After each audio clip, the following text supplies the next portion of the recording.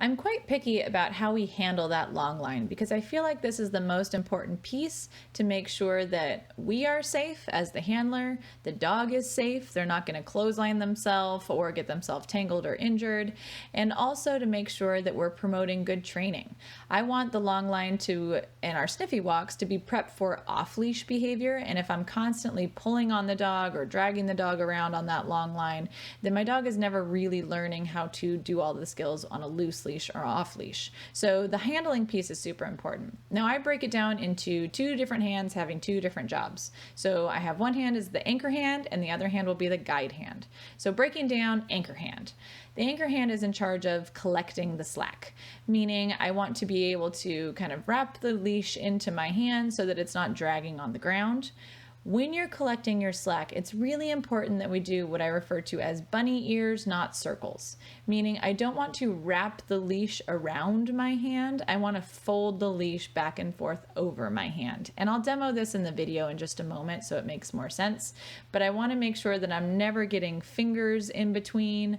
I'm never having the leash go around my hand or around my wrist because that can be dangerous for me. I don't want to get myself stuck in there. So what I do to set this up is I always put the loop of that leash over my thumb.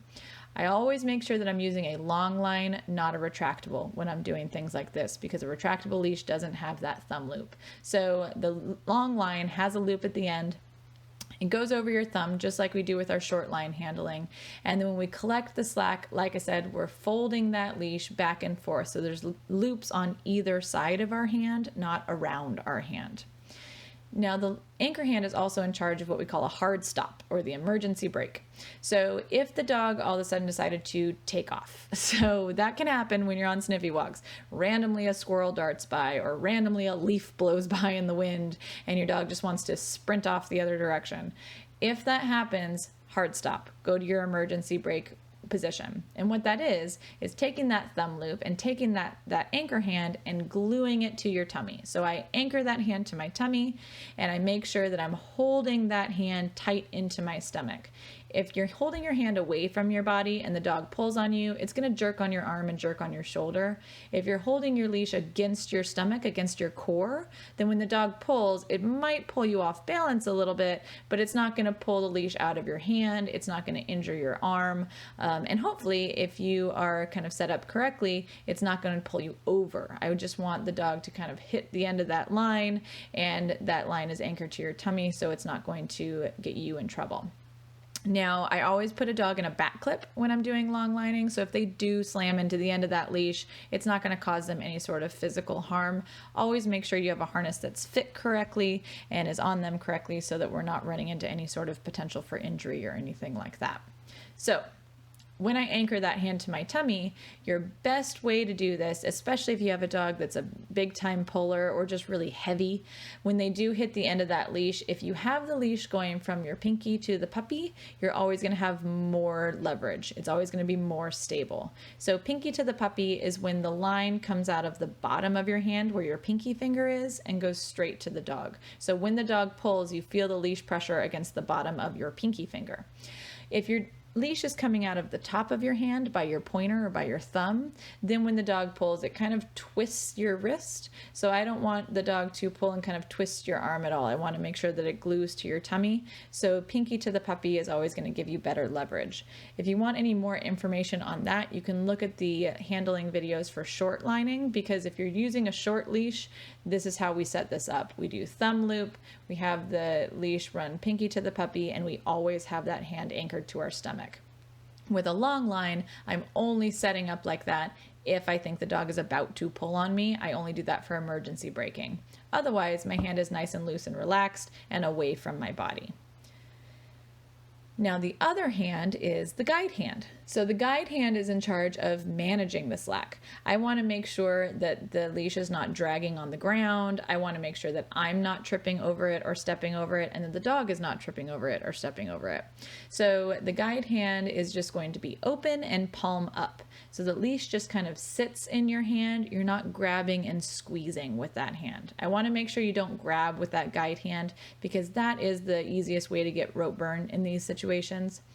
Now, I have certain long lines that I really like to use that actually help alleviate that rope burn tendency.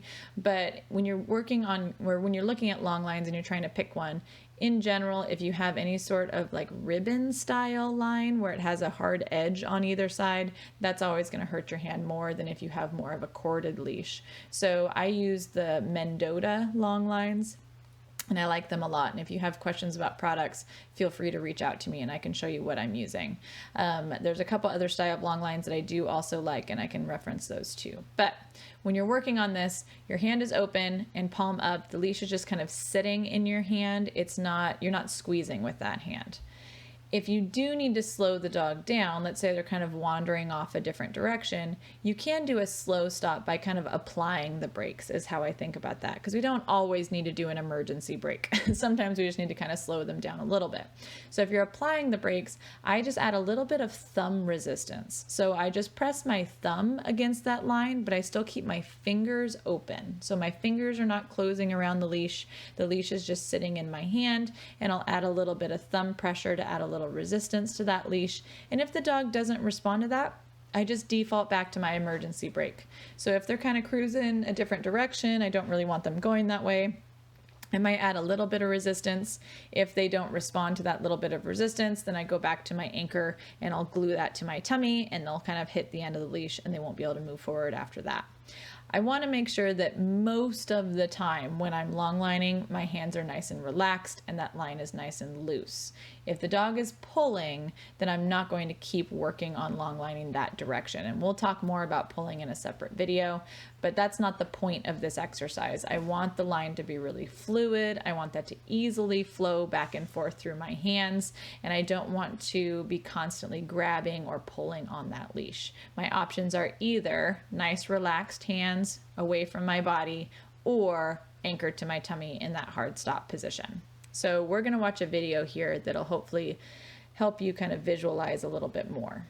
So we have our anchor hand, which has the thumb loop, and I'm going to collect the slack in bunny ears so it folds back and forth over my palm. So the first loop is on the front of my hand and the second loop is on the back of my hand. My guide hand is palm up and managing that slack so that the dog is not tripping over it, just kind of holds it up off the ground. I want to keep my hands nice and relaxed and open so that the dog is able to just kind of pull that leash through my hands as they need to. You want to avoid wrapping the leash because I don't want that loop to get tied around my fingers. Always make sure you have bunny ears, not circles. If you wrap the leash around your hand and the dog pulls on you, you can get caught in that leash and that can cause some issues. Always make sure your handling is correct before you start your walk. If you ever need to stop and reset, that's totally fine.